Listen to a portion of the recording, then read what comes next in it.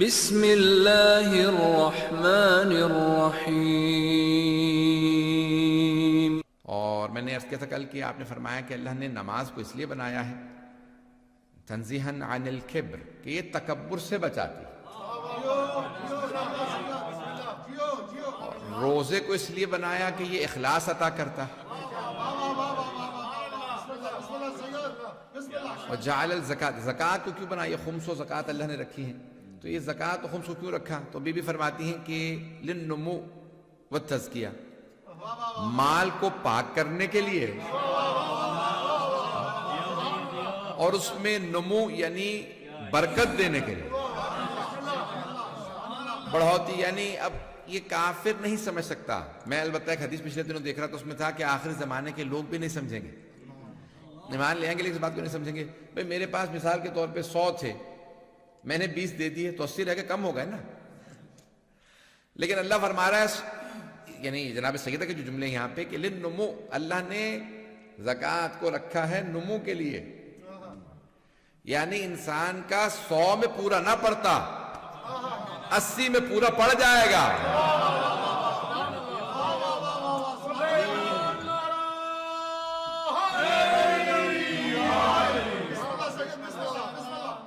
عزیزان گرامی، بعض اوقات انسان یہ سوچتا کہ بھی میں نے تو دے دیے، میرے تو کم ہو گئے، خمس و زکات نکال لیے کم ہو گئے۔ نہیں، معصوم فرماتے ہیں اسی کے اندر 2 چیزیں ہیں، ایک تو بڑھوتی ہوتی ہے، بڑھتا ہے، یہ بڑھتا ہے۔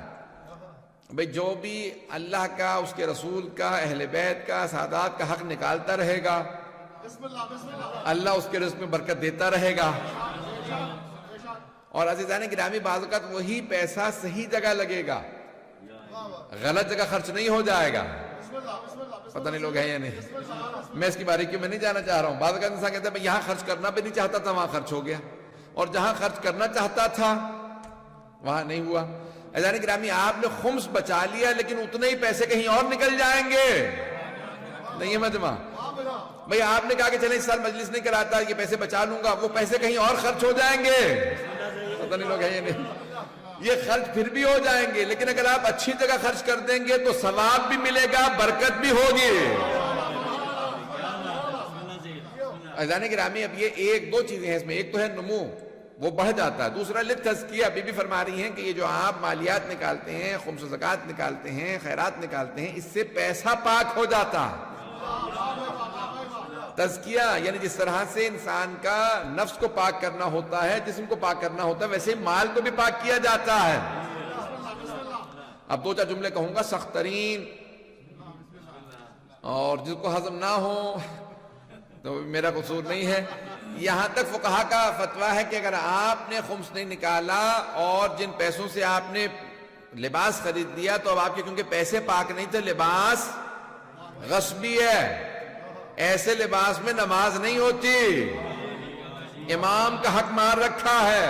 کم از کم اتنا تو نکال دو کہ کم از کم جن پیسوں سے جو پانی لے رہے ہو وہ وضو کا پانی پاک ہو، جس لباس میں نماز پڑھ رہے ہو وہ لباس پاک ہو۔ مجھے توقع نہیں تھی کہ آپ داد دے دیں گے، میں تو کہہ رہا تھا کہ اتنے سخت جملے بول رہا ہوں، تلخ جملے بول رہا ہوں۔ عزیزان گرامی، بی بی فرما رہی ہے للتزکیہ، یہ اللہ نے خمس و زکات رکھا ہے پیسے کے پاک کرنے کے لیے۔ ایک جملہ میں پیش کر دوں، ہمارے کمیونٹی کے بہت زیادہ لوگ کہتے ہیں، یہاں تو نہیں میں نے سنا ہے، البتہ اللہ کا شکر ہے اصلاح میں نہیں سنا ہے، لیکن میں نے عام طور سے سنا ہے شیعوں کے اندر عام طور سے، بھئی ہم یہ مولویوں کو کیوں پیسے دیں، یہ مجتہدوں کو، بڈھے مولویوں کو پیسے کیوں دیں ہم؟ عزیزان گرامی، اگر آپ کا دل نہیں مانتا نہ دیجئے انہیں، خود مستحق تک پہنچا دیں۔ پتہ نہیں لوگ ہیں، بھئی آپ کہتے ہیں کہ کسی مولوی کو ہم کیوں دیں، تو نہ دیجئے آپ مولوی کو، کم از کم خود ہی مستحق تک پہنچا دیں۔ جو غریب سید ہے اسے سہم سعادات دے دیں، اور جو غیر سید مستحق ہے اسے سہم امام سے دے دیں، نہیں ہے مجمع؟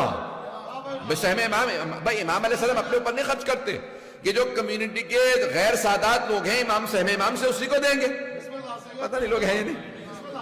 اسی طرح سے جب آپ فطرہ نکالتے ہیں تو اس میں لکھا ہوتا ہے باکس سادات کا، یہ غیر سادات کا، پتہ نہیں لوگ ہیں یا نہیں؟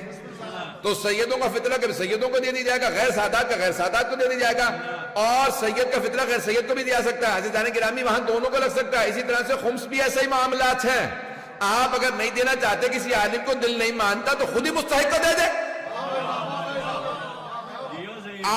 کے یہ کہنے سے کہ مولویوں کو کیوں دوں آپ کا حق ادا نہیں ہوا، پیسہ پاک نہیں ہوا۔ مستحق جب تک موجود ہے آپ پہ واجب ہے، خمس اگر تو دینا ہوگا، زکوٰۃ اگر واجب ہے تو دینی ہوگی۔ پتہ نہیں لوگ ہے یا نہیں؟ تو یہ کہہ دینا کافی نہیں ہے میں مطمئن نہیں ہوں۔ اللہ پھر بھی آپ کو کہے گا کہ فرشتوں سے گریبان پکڑو اس کا۔ مطمئن نہیں تھا تو تجھے مستحق نظر نہیں آ رہا تھا؟ بھئی مولوی اگر تجھے مستحق نظر نہیں آ رہا تھا تو کیا تجھے عوام میں بھی کوئی مستحق نظر نہیں آ رہا تھا؟ اور مجھ جیسے تو 2% بھی نہیں ہے، مجھ جیسے مولوی تو 2% بھی نہیں، گاڑی ہو مکان ہو 80 90 95% 95% سے زیادہ تو وہ پھر بھی ویسے ہی ہوتے ہیں، نہ مکان ہوتا ہے نہ گاڑی، کچھ بھی نہیں ہوتا۔ پتہ نہیں لوگ ہے یا نہیں؟ پتہ نہیں لوگ ہے یا نہیں؟ بھئی یہ مجھ جیسے 2-4 کو دیکھنے کے بعد آپ فیصلہ کیوں کر لیتے ہیں کہ عالم دین کوئی مستحق ہی نہیں ہے؟ میں خود کہہ رہا ہوں میں مستحق نہیں ہوں، اگر مجھے دے بھی دے تو سہم سعادت مجھے نہیں لگتا، کیونکہ سہم سعادت کے لیے فقر و فاقہ شرط ہے۔ جس کا سال کا پورا خرچہ نہ ہوتا اسے سہم سعادت دے سکتے ہیں۔ جس سید کے سال کا خرچہ پورا نہیں ہوتا اس سید کو سہم سعادت دیں گے، جس غیر سید کا سال کا خرچہ پورا نہیں ہوتا اسے سہم امام سے دیں گے۔ کھاتے پیتے کو نہیں لگتا خمس و زکوٰۃ۔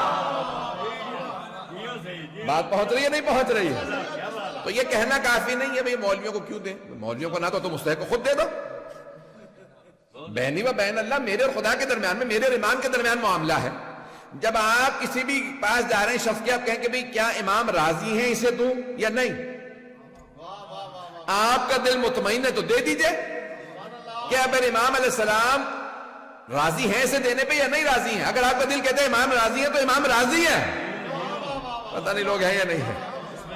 تو خمس و زکوٰۃ ادا ہو جاتا ہے۔ عزیزان گرامی، اس لیے کوئی نہیں کہہ سکتا بھی میں مرجع کو نہیں دینا چاہتا، میں مجتہد کو نہیں دینا چاہتا، اولاً تو انہی کا سہم امام، لیکن نہیں بھی اگر دینا چاہتے تو آپ مستحقین کو خود پہنچا دیں۔ تو یہ زکوٰۃ کا، آئیے ذرا بی بی کے جملے پیش کر رہا ہوں۔ تو عزیزان گرامی، تشہیداً للدین، اب حج کو کیوں بنایا اللہ نے؟ یہ بی بی کا میں جملے خطبے سے پیش کر رہا ہوں، فلسفہ احکام۔ بی بی نے بتایا، بھئی دیکھیں حکمت وہی بتا سکتا ہے جس نے حکمت کو سمجھا ہو۔ جو اللہ کی نیت کو جانتا، اس نے ارادہ جب کیا نماز واجب ہو تو کیوں ہو؟ اب یا رسول خدا بتائیں گے یا پھر ان جیسے بتائیں گے۔ ان جیسے صحابہ اور امت تو ہے نہیں، تو پھر اہل بیت ہی سے پوچھ لو۔ پتہ نہیں مطلب ہے یا نہیں؟ بھئی امت و صحابہ تو ہے نہیں ویسے۔ بہت سے لوگ کہتے ہیں صحابہ کا احترام ٹھیک ہے اپنی جگہ پہ، لیکن آپ ابھی پاکستان میں دیکھ لیں، جہاں ڈنڈا بردار ہمارے کراچی سے تو اٹھا دیا، ہمارے لاہور میں بھی چل رہا ہے، پولیس والوں کو آج بہت انہوں نے مارا ہے۔ بھئی دیکھیں جو بھی بیچارہ وہ ملازم ہے حکومت کے ریٹ کو آپ چیلنج کر رہے ہیں، تو وہ انہیں مار رہے ہیں، وہ کیا کہہ رہے ہیں، نہیں یہ جو ہے وہ ہم نے مظاہرہ کیا تو یہ ہمارا مظاہرہ روک رہے ہیں اس لیے ان کو مار رہے ہیں۔ اچھا بھی کیا کیوں؟ بھئی ہم صحابہ کا احترام کرتے ہیں، میں نوکر صحابہ تھا، کہتے جی جیسے جہاں جاؤ ویسا اپنا بینر اٹھا لو۔ مظاہرے تو ہوتے ہی رہتے ہیں۔ تو گرامی میں وہ کہہ رہے ہیں کیا بھئی کیا وہاں صحابہ کا کیوں صحابہ کا احترام واجب ہے؟ کہ وہ رسول خدا صلی اللہ علیہ وسلم کا، انہوں نے کیا کچھ جملے استعمال کیے میں ممبر کے احترام میں نہیں استعمال کر سکتا، کہ رسول خدا کا پسینہ پی لیتے تھے اور یہ اور وہ سب کچھ، یہ انہوں نے کہا۔ بھئی جو پسینے لائق ہیں ان کا تو اتنا احترام، اور جن کی رگوں میں پیغمبر کا خون دوڑ رہا ہے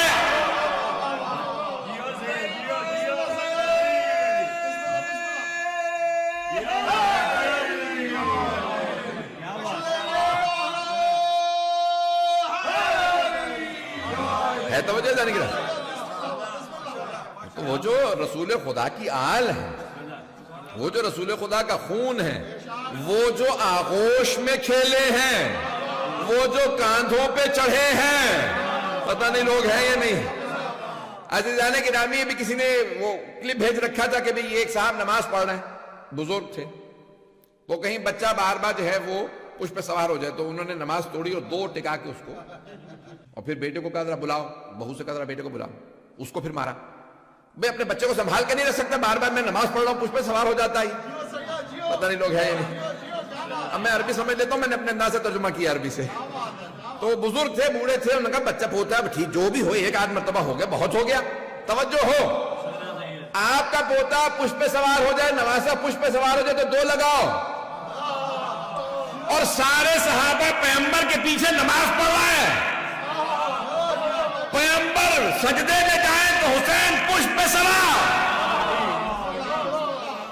اب پیغمبر سجدے کو طول دیتے چلے جا رہے ہیں. سبحان اللہ سبحان اللہ سبحان اللہ. صحابہ اٹھ کے دیکھ رہے ہیں کیا بات ہے, پیغمبر آگے کیوں نہیں بڑھ رہے. یہی لکھا ہے, اٹھ کے دیکھ رہے ہیں پیغمبر اسلام نماز کے اندر ہے. اٹھ کے دیکھا کیا بات ہے, پیغمبر اٹھے یا نہیں اٹھے. سجدے برداشت نہیں ہو رہے. نہ پیغمبر نے اتارا نہ کسی صحابی نے جرأت کی. صحابہ کو بھی پتا ہے یہ حسین ہے.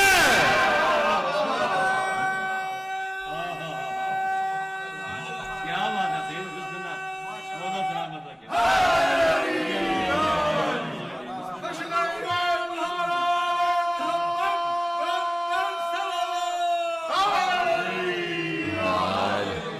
توجہ ہے جانے کی راہ. وقت نہیں ہے, میں بھی پورا خون جگر لگا رہا ہوں. آج بھی سارا دن ایسے پڑھتا بھی رہا ہوں, بول بال کے آ رہا ہوں. اور جانے کے بعد بھی مجلس ہوتی ہے رات کو. کہ دوسرے ممالک کے اندر وہ کہتے ہیں مولانا بھائی گئے ہیں, تھوڑا سا اگر زحمت کر لیں. ایزان گرامی, یہ جناب سیدہ فرما رہی ہیں تشہیداً للدین. یہ تمام احکام کا کوئی نہ کوئی فلسفہ ہے. حکمت وہی سمجھا سکتے ہیں جو سمجھے ہوئے ہوں. ہم تو اندازے سے ہی بتا سکتے ہیں. تو جناب سیدہ نے فرمایا ہے کہ یہ نماز کیوں اللہ نے بنائی, تکبر سے بچاتی ہے. روزہ اخلاص دیتا ہے. زکوٰۃ اور یہ جتنی خیرات ہے یہ انسان کے پیسے کو پاک کرتی ہیں جی, اور بڑھاتی ہیں. اور پھر حج تشہیداً للدین. جناب سیدہ فرما رہی ہیں, بی بی فرماتی ہیں, پاک بی بی کہتی ہیں کہ یہ اللہ نے حج بنایا ہے دین کی مضبوطی کے لیے. نہیں پہنچا سکا. تشہیداً للدین, دین کی طاقت منوانے کے لیے اللہ نے حج بنایا.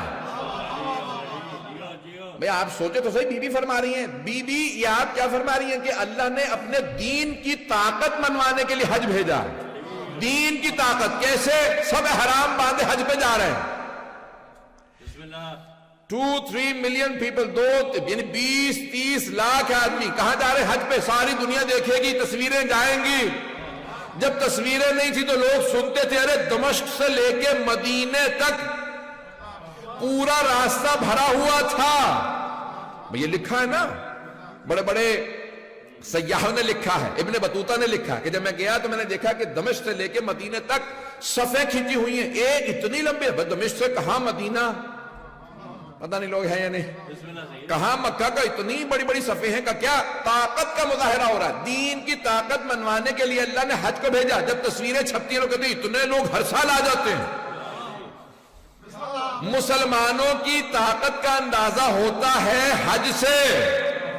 شیعوں کی طاقت کا اندازہ ہوتا ہے 40 کے جلوس سے. بے خبردار کوئی جلوسوں کی مخالفت نہ کرے. یہ طاقت کا تشہیداً للدین. بی بی فرماتی ہے دین کی طاقت اللہ نے حج سے منوائی.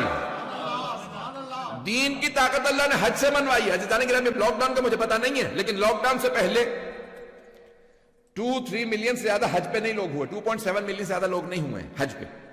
حج پہ کتنے لوگ؟ 2.7 ملین. اور کربلا کے اندر 20 ملین سے اوپر. کیوں؟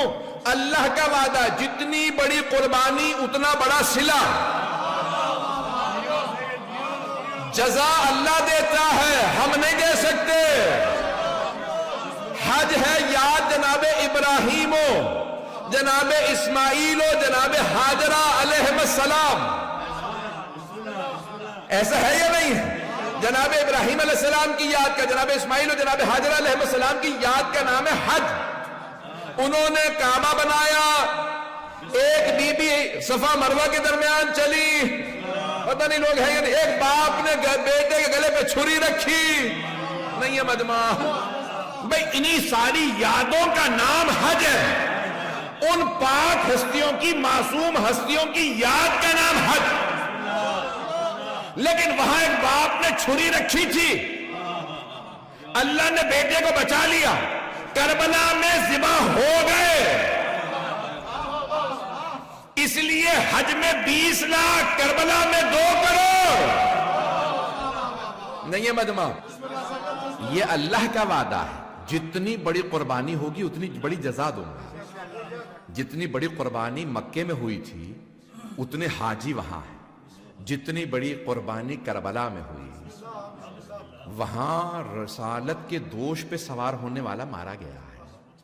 پتہ نہیں لوگ ہے یا نہیں. وہاں کسی زینب کبریٰ کی قربانی کا صلہ اللہ نے دینا ہے کہ جو فخر ہاجرہ ہے. اگر میں پہنچا پاؤں گا چلیے گا میرے ساتھ. عزیزان گرامی، فخر ہاجرہ، جناب ہاجرہ صفا سے مروہ کے درمیان چلی تھی. ایسا ہے یا نہیں؟ کس لیے؟ ایک نبی زادہ پیاس سے تڑپ رہا تھا. ایسا ہی ہے نا؟ نبی زادہ ہی تو ہے نا جناب اسماعیل، ایک نبی کے بیٹے تڑپ رہے ہیں پیاس سے پانی کے لیے. تو جناب ہاجرہ نے دیکھا کہ ایک نبی زادہ تڑپ رہا ہے، صفا سے مروہ میں پانی کے لیے دوڑتی رہی. اور فخر ہاجرہ جب دیکھا کہ ایک نبی زادہ حسین پانی کے لیے تڑپ رہا ہے تو خیمے سے باہر آ گئے. جب خیمے سے باہر آئی ہیں تو بی بی نے آگے سوال کیا، اما فیکم مسلم، کیا تمہارے درمیان کوئی مسلمان نہیں ہے؟ یہ میرے جد رسول خدا کا نواسا ہے، یہ تمہارے نبی کا نواسا ہے. بی بی نے حوالہ رسول خدا کا دیا. تھوڑا سا تفصیل سے مسائل پڑھنا چاہ رہا ہوں. عزیزان گرامی، بس تھوڑا سا بخل کی جگہ سے میرے ساتھ چلیے گا. میں دیکھ رہا ہوں ابھی آنکھوں میں آنسو ہیں. اتنی قربانیاں. تو وہاں جناب ابراہیم نے چھری رکھی بیٹے کے گلے میں، اور جب چھری رکھنے لگے نا، سنیں گے الفاظ، جو دیکھ سکتے ہیں وہ دیکھیں، نہیں تو آنکھیں بند کر لیں. جو دیکھ نہ سکتے مجھے آنکھیں بند کر لیں. رہا چلیں. جب جانے لگے نا تو بیٹے نے، جانتے کیا خود بیٹے نے کہا بابا جان میرے ہاتھوں کو رسی سے باندھ دیں. کہا بیٹا کیوں؟ ہاتھوں کو کیوں باندھ دوں؟ مجھے تو ذبح کرنا ہے، ہاتھوں کو کیوں باندھ دوں؟ کہا بابا جان کیونکہ جب آپ چھری چلائیں گے نا میں تڑپوں گا. ایسا نہ ہو آپ مجھے تڑپتا محسوس کریں، ہاتھ رک جائیں. بات ہے نا آخر، بیٹے کو تڑپتا دیکھے کہیں آپ کے ہاتھ نہ رک جائیں. تو جناب ابراہیم نے کہا ہاں میں ہاتھوں کو باندھ دیتا ہوں. کہا بابا جان میرے ہاتھ پاؤں باندھ دیجئے. اچھا ہاتھ پاؤں باندھ دیے. کہا بابا جان ایک اور بات کہوں آپ سے؟ ہاں بیٹا. اب تو آپ ذبح ہونے والے ہیں، باپ تڑپ رہا. کہا بیٹا اور کیا بات ہے؟ کہا بابا جان اپنی آنکھوں پہ پٹی باندھ لیجئے. بابا جان آنکھوں پہ پٹی باندھ لے. کہا بیٹا کیوں؟ کہا بابا ایسا نہ ہو کہیں مجھے تڑپتا دیکھیں گے. آپ کا دل پسیج جائے، میں بیٹا تڑپتا نہیں دیکھ سکتا. پتہ نہیں پہنچا پایا ہوں یا نہیں. تو جناب ابراہیم نے خلیل خدا نے آنکھوں پہ پٹی باندھ لی. لیکن فخر خلیل حسین ابن علی جب بیٹے کے لاشے پہ آنے لگے نا علی اکبر کے، تو ایک مرتبہ کہا اللہم اشہد پروردگارہ گواہ رہنا. اب وہ اللہ ہے، وہ جانتا ہے میں نے دلوں میں محبت ڈالی ہے، اولاد کی محبت اس نے دلوں میں ڈالی ہے.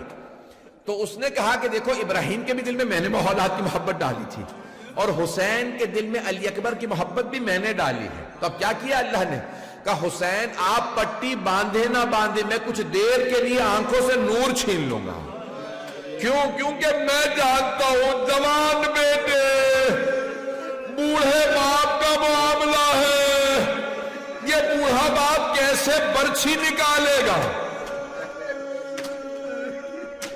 تو اب جناب سید الشہداء کے جملے ہیں، جناب سید الشہداء کے جملے ہیں. کیا جملے ہیں؟ کہا کہ علی اکبر مجھے آواز دو، بیٹا میری آنکھوں کا نور چلا گیا ہے. جناب عباس کے جب لاشے پہ آئے تھے نا تو کہا تھا میری کمر ٹوٹ گئی. جناب علی اکبر کے جب لاشے پہ آئے تو کہا آنکھوں کا نور چلا گیا. ایک دلیل علماء نے یہ بھی دی ہے کہ جناب علی اکبر علیہ السلام بعد میں شہید ہوئے ہیں. جانتے کیا دلیل؟ کہ جب جناب عباس کا لاشا اٹھانے گئے تھے نا تو کہا کمر ٹوٹ گئی، لیکن پھر بھی لاشا بازو اٹھائے. اور پھر جناب عباس نے کہا مولا میرا لاشا خیمے میں نہ لے جائیے گا. کہا عباس کیوں؟ کہا مجھے سکینہ سے شرم آئے گی، میں پانی کا وعدہ کر کے آیا تھا. لیکن جب جناب علی اکبر کے لاشے پہ آئے نا مولا حسین علیہ السلام تو جانتے ہیں کیا کہا؟ آوازی یا اطفال بنی ہاشم احملوا اخاکم، اے بنی ہاشم کے بچوں اپنے بھائی کا لاشا اٹھانے میں بوڑھے باپ کی مدد کرو. اس کا مطلب ہے جناب عباس نہیں تھے، اگر ہوتے تو کہتے عباس بھائی کی مدد کرو. اس کا مطلب ہے جوان بیٹے کا لاشا اٹھانے میں بوڑھے باپ کو مدد کی ضرورت ہوتی ہے. اجرکم اللہ، اجرکم اللہ. بس بھی بخل نہ کیجیے گا، 5 منٹ بھی باقی نہیں رہ گئے مغرب میں، میرے ساتھ چلیے گا. تو میدان منا کے اندر جب جناب ابراہیم نے چھری رکھی نا تو آنکھوں پہ پٹی باندھ لی، بیٹے کے ہاتھ باندھ دیے، پھر چھری چلائی. چھری چلانے کے بعد ایک مرتبہ جب آنکھوں سے پٹی ہٹائی تو دیکھا بیٹا صحیح سلامت ہے، اور وہاں پہ ایک بھیڑ ذبح ہو گیا. کیا بات ہے؟ ایک مرتبہ آواز قدرت آئے، قد صدقت الرؤیا. اے ابراہیم، آپ نے خواب کو سچ کر دکھایا. آپ نے خواب میں دیکھا تھا بیٹا ذبح کر رہا. ایک جملہ کہنے والا ہوں، مجھے معاف کر دیجیے گا.